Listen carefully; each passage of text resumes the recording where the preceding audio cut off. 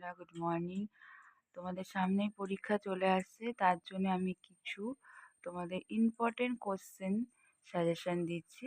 Class 6-এর geography. তোমাদের কোশ্চেনে আসবে 1 নম্বর কোশ্চেনের কথায় উত্তর দাও 1 নম্বর করে। এছাড়াও তোমাদের শূন্যস্থান দেবে,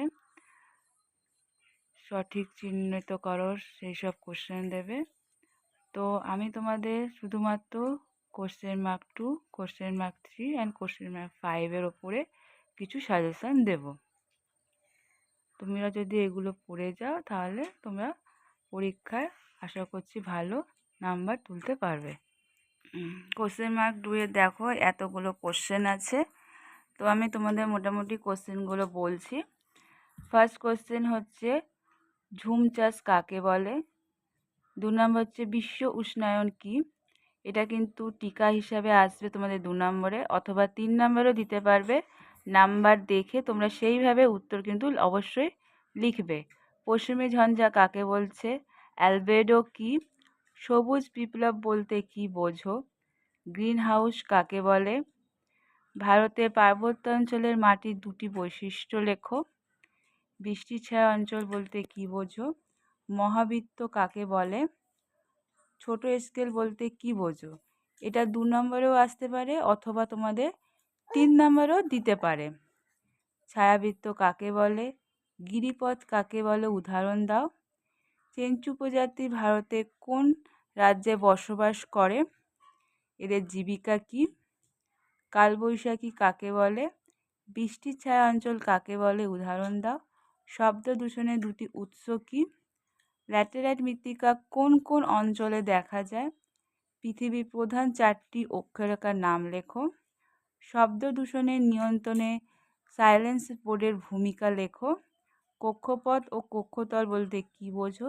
শব্দ দূষণের ফলে সৃষ্টি 4টি রোগের নাম লেখো। এবার আমরা চলে আসবো কোশ্চেন মার্ক 3। কোশ্চেন মার্কে 2 যা দিয়েছি সেগুলো কিন্তু ভালো করে পড়বে। ফার্স্ট কোশ্চেন মার্কে 3 হচ্ছে আর্থ আওয়ার কী। বায়ু দূষণের প্রতিকারের উপায়গুলি কী লেখো। মানচিত্র কাকে বলে, এর বৈশিষ্ট্যগুলো কী। অ্যারোসোল কী। নীলগ্রহ কাকে বলে এবং কেন। পর্বতগ্রন্থি কাকে বলে। লাল মাটি ও ল্যাটেরাইট মাটির পার্থক্য। 3 নম্বরে যেহেতু পার্থক্য বলেছে, মোটামুটি তোমরা 3টে পয়েন্ট দেওয়ার চেষ্টা করবে, ঠিক আছে। মানচিত্রের 3টি অপরিহার্য উপাদানের বিবরণ দাও। এটা কিন্তু ভেরি ভেরি ইম্পর্টেন্ট আছে, এটা কিন্তু ভালো করে করবে। গঙ্গা নদী গতিপথের বিবরণ দাও, এটাও কিন্তু ভালো করে করবে। চিত্রের মাধ্যমে আকাশে মেঘের পরিমাণ চিহ্নিত করো। অরণ্যের 3টি প্রভাব উল্লেখ করো। গৃহস্থালী বায়ু দূষণের প্রতিরোধে 3টি উপায় উল্লেখ করো। গ্লোব ও মানচিত্রের মধ্যে তুলনামূলক আলোচনা করো। অক্ষরেখা ও দ্রাঘিমারেখার মধ্যে পার্থক্য। স্থানীয় সময় ও প্রমাণ সময় বলতে কী বোঝো। বায়ু দূষণ নিয়ন্ত্রণের কয়েকটি উপায় লেখো। আচ্ছা, এখানে যে নিয়ন্ত্রণের কয়েকটি উপায় বলেছে, তোমরা মোটামুটি 3টে পয়েন্ট বা 4টে পয়েন্ট দিতে পারো। আবহাওয়া জলবায়ুর মধ্যে পার্থক্য লেখো। আন্তর্জাতিক তারিখা বাঁকিয়ে কল্পনা করা হয়েছে কেন।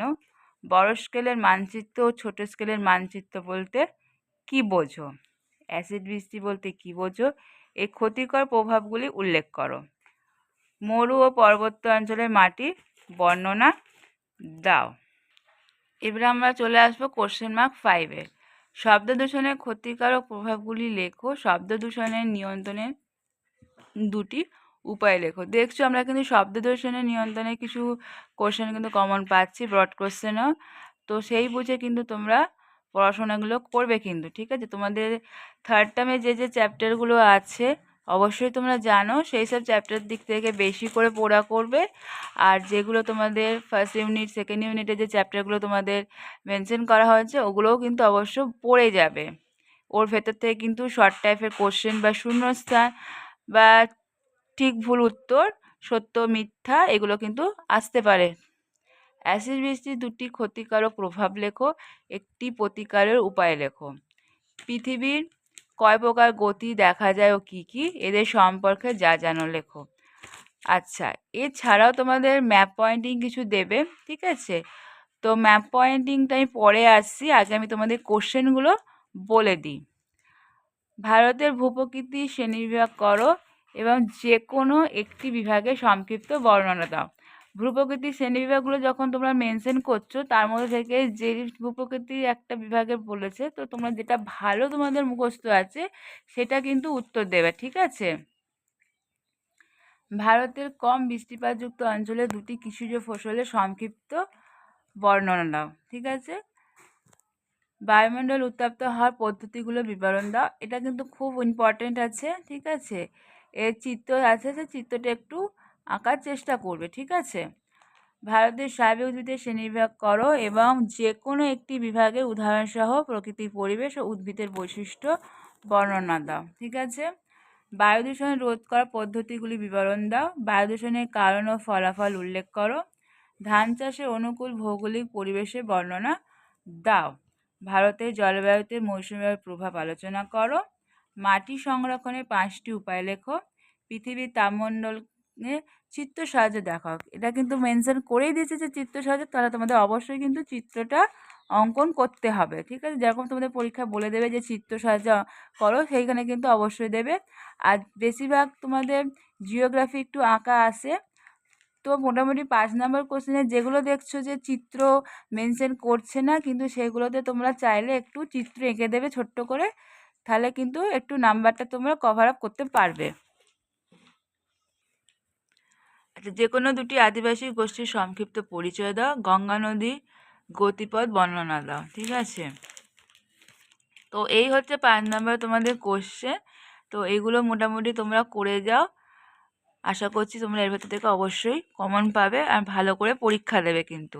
আর অবশ্যই কিন্তু বই ফলো করবে, কারণ এর ভেতর থেকে কিন্তু শর্ট টাইপের কোশ্চেন, শূন্যস্থান, সত্য মিথ্যা কিন্তু অবশ্যই আসে। তো তোমাদের আগে প্রথমে ভূগোল বইটা কিন্তু পড়তে হবে, ঠিক আছে? তবে কিন্তু ওইসব কোশ্চেনে তোমরা উত্তর সঠিকভাবে দিতে পারবে। তো মোটামুটি আমি এখানে ভিডিওটা শেষ করছি। পরের ভিডিওটা আমি তোমাদের মানচিত্রের ব্যাপারে একটা ভিডিও অবশ্যই তোমাদের দেবো।